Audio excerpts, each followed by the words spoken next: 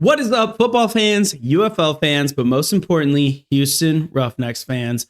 Welcome to episode 30.1. That's right. This is the recap episode for this week of Roughnecks Rundown. We are talking about the week 2 loss to the DC Defenders. It's a brutal one, but again, we're climbing. We're seeing more positives each week. And so while there was bad, there's also good. So let's get into that.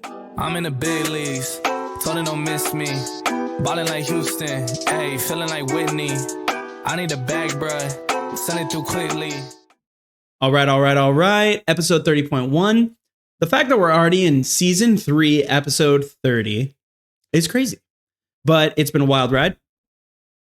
And I've absolutely loved it. So, episode 30.1, we have this wonderful photo. It's actually one of my favorite photos I've seen of the Roughnecks. I did not take it personally. Colby Richardson, the corner for the Houston Roughnecks, I saw he posted it. I texted him and he sent it to me. And so I'm using it here. I think it's beautiful. I'll post it later. It's really cool with the Heineken at the DC field behind it, but I digress. We move on to what are we going to talk about this week in episode 30.1? Well, the first thing we're going to talk about is we're going to review the loss. Just real quick, we'll go over it, what we saw, kind of our downfall, that kind of thing. Then we're going to talk about the bad things. We'll start with the bad. Why do we start with the bad? Because I like to end on the good, right? I don't want to end on a downer. I want to start with the downer, end on the good stuff. Then we're going to go to the good, moving up. Then we're going to talk about why not give up. A lot of people online, I saw a lot of people are very upset. They aren't happy with what they've seen from the Roughnecks so far. Yeah, I totally get that. But I'm going to try and explain to you why you shouldn't give up yet. So let's move on. Let's talk about the loss. We were fed to the snake. I think that's just kind of a funny way to put it. The DC Defenders are famous for their beer snake. They have the beer snake in that one section. It goes really hard. I saw the dude. He's actually on Twitter and he follows us. He's a cool guy. He's the one who is at the bottom, holding the bottom of the snake. Really cool. He was there very early watching the warm-ups, getting it ready. I think the first couple cups were his. Wild man. We lost 18-23. The big thing, it was a close game. There were some twists and turns. The Defenders, I believe, midway through the game, they had their first lead of the season. So they had actually not been in the lead at all yet in season 2 season 1 of the UFL, season 2 of the new Defenders. So it was their first lead, and that was tough. But there were a lot of twists, a lot of, going back and forth. And then QB1 went down. Jarrett Garantano, his ribs, possibly a dislocation of a rib, a breakage of a rib, cracked rib.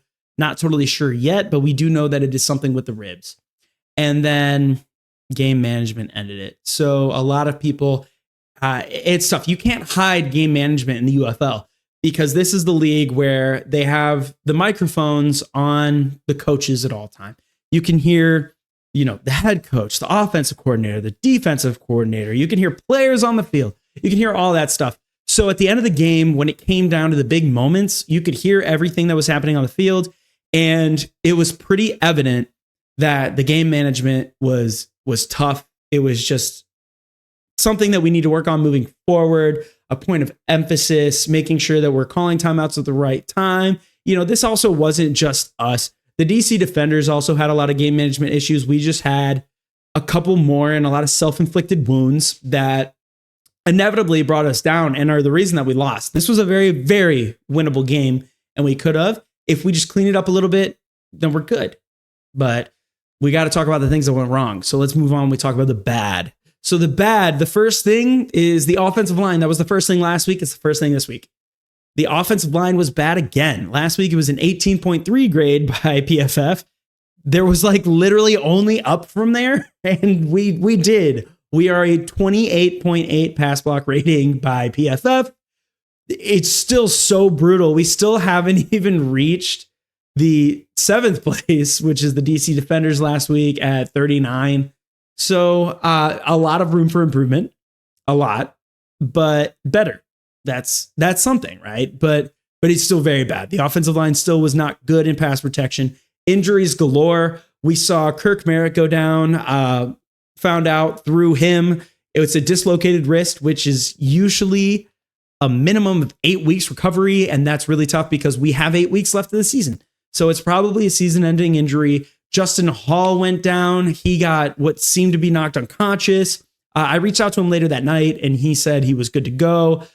We'll see if he gets held out for a concussion or anything like that. You know, it's always player first. You want to make sure that they're okay. But just the fact that he was cognitive and he responded quickly and said he was okay, that's just a big positive. That's just good to hear after a player gets knocked unconscious on the field. So injuries, Jarrett Garantano went down. Our quarterback won.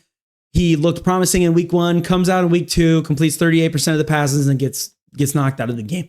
So injuries galore. You know, we lost another one of our running backs. We lost wide receiver 1. We lost QB 1. So many injuries.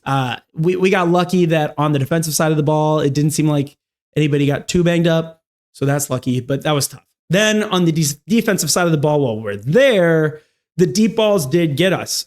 They were able to extend the field. They were able to throw it downfield, work the corners, and they got 2 touchdowns in the end zone, corner in the end zone on deeper passes. So Briley Moore had what may have been the catch of the season, catch of the year, a one-handed catch in the end zone, and then they hit another touchdown in the other corner of the end zone. So we just got to make sure that we're protecting those deep balls. You know, I brought it up before week 1 because last season when we were the Gamblers, week 1, our biggest deficiency was protecting the deep ball. And that kind of just came back and we saw it again this week. But if I know Brett Maxey, if I know Chris Wilson, this is going to get taken care of. We're not going to be giving up deep balls after this. Like we'll be okay. So I'm not too worried about that. But then the self-inflicted mistakes. That's the bad that just, it keeps coming and we really need to move away from it. These penalties, you know, the game management, we just cannot do that. The final drive, we were driving down. If we had scored a touchdown, we would have won the game. Honestly, we would have won the game right there. We were down by 5. We score a touchdown. You know, if we had gotten the points after, that's just gravy. At that point, we just have to make sure they don't score another point in the last 20 seconds of the game, 10 seconds of the game, and we win. But we didn't because we had multiple false starts. You know, it's tough. It's really, really hard when it's not that the other team did something well. It's not that the other team, you know, they penetrated well. They just covered really well. It's not that. It's that we just kept hurting ourselves. And we had false starts, man. False starts should be the easiest thing to stop doing. And we just keep doing them. So that's something that the offensive line, this is not a bad offensive line. I know that you look at the 28.8, you look at the 18.3 that we had last season, not last season. You look at the 18.3 that we had last week and you think to yourself, this is a bad offensive line. It's not. We have a lot of talent on this offensive line. They just need to start meshing a little bit and they need to not commit bad penalties. You can't be committing false starts at very important parts of the game, but we're doing that. But enough of the bad. I don't want to keep talking about it. It's brutal. Let's talk about the good, and not just the good. I added an extra bullet point. We have 5 goods. Let's talk about them. The secondary stepped up. Corn Elder was our second best graded defensive player, second best graded player on the team by PFF. Corn Elder had himself a day. 98-yard interception for a touchdown. He had 3 tackles. And what is honestly most impressive to me is he had 3 pass breakups. You will have players go the whole season without 3 pass breakups. To be targeted 3 times and to knock the ball out and make plays on the ball. Corn was all over the place. It's Corn. It was sick. Corn Elder, man, I had hopes for him going into the season because, you know, you look at his pedigree, you look at him coming out of the Miami, the U, and then you look at him playing on the Panthers, and he never got a full shot to be a starter over there in the NFL. He comes in and you feel like he's got a high ceiling. He's got a high bar. You think that he can really do good things. And then he really showed it in game 2. Corn Elder, chef's kiss, man. And then I think Colby Richardson, I think he stepped up and he had a lot better game in game 2 than he did in game 1. And then Jimmy Moreland, he got beat on the touchdown in the corner of the end zone. But other than that, I mean, the secondary was like very solid. So I love seeing that. And Brett Maxey, like I said earlier, it's only going to get better. He is a very good defensive back coach. And what he did with last year's secondary, that's impressive. And he has better talent this year. So I think it's only up from here. The return game improved. Now, last week, it really was Isaiah Henney had a bad day. That sucks. He was inactive this week. You know, you give him the mulligan, you say, hey, take a week off, you know, recoup, relax, you'll come back better. It's okay. So this week we just had Anthony Ratliff-Williams. We had A-Rat Will back there, and he's just a solid guy. Got him right here, number 1. He's going to catch the ball. He's going to run it down, and he gave us pretty good field position every single time. He's just consistent. I don't know if he's 100% the breakaway threat to take it to the, you know, the end zone. You know, he's just good. He's just consistent. And every time they kicked it off to Anthony Ratliff-Williams, I felt good about it. So the kick game, the return game improved greatly, and that's good. You don't want to sit there and every time they kick it to you, you're worried that something's going to go wrong. So the fact that we just knew that we were going to be at least okay every time they kicked it to us, that was nice. We pushed vertically. This is something that I really preached after last week, is that we kept deacon and dunking and just doing short plays. We never got the run game started. This week, Eric Price really started pushing the ball vertically. He started trying to get the ball downfield, trying to hit deeper passes, trying to open it up. And it was totally working, because then TJ Pledger had a much better game in the backfield coming out. Kirk Merritt was having a great game out of the backfield. Our offense was really starting to find some space and make plays. And I do believe that a lot of that was because we were taking shots downfield and we were making the defense stay honest. They couldn't just move up on us. They couldn't do what the Showboats did, where they were able to just put 7 in the box every time and bring it at Jarek Arantano. We really kept them honest, and I think that helped a lot. It really let some of our stars shine. Now, it sucks that Kirk Merritt dislocated his wrist, but until then, he was having a great day. Like, he looked really good. He's catching balls from his old friend in the NFL. They played on the Dolphins together, Reid Sinnett, because Reid came in, and like CJ said, that quarterback's balling. And I love seeing that. So I like that. I like that we pushed it vertically. Then quarterback 2 is legit. It surprised a lot of people that Reid Sinnett came in, and Reid Sinnett was balling. You know who that didn't surprise? This guy right here. That never surprised me. I have a whole folder of receipts that are just called Reid Sinnett receipts on my Twitter, because I knew before the season that this guy could come in and he could ball out. I knew that he could come in. He throws a great pass. He is elusive in the pocket. People think that he's just stoic, a statue. He's not. That dude moves well. He's got a great arm, very accurate. He came in and he was great. And multiple people tagged me on Twitter and they were like, man, you warned us. He was legit. And I said, heck yeah, he is. Then Chris Odom is him. Chris Odom came back. This is his first game that he played this season, week 2. And he had half a sack. He had 3 tackles. He looked great. Let's talk about it, man. Let's get into it. Let's talk about the quarterback first.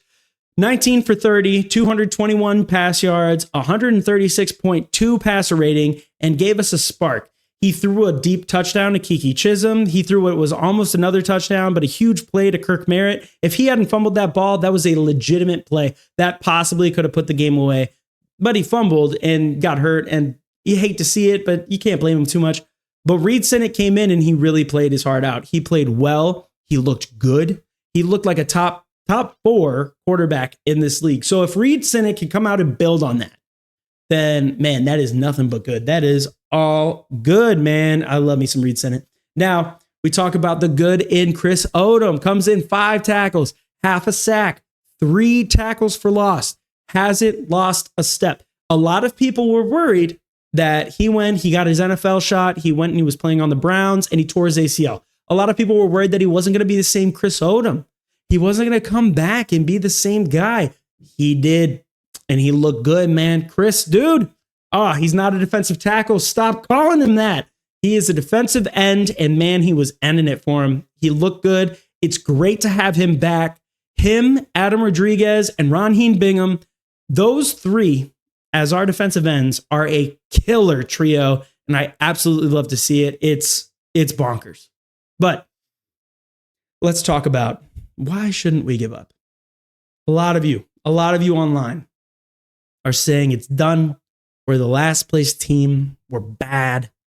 I'm here to tell you, no, don't give up. It's not that. It's not that bad. Genuinely. It is a 10-game season. Let's say that we have 8 games left. 2 losses that, look at point number 3, could have been wins. We could easily be 2-0. If we hadn't fumbled that punt, we could have driven down and possibly tied the game against the Showboats, possibly won it.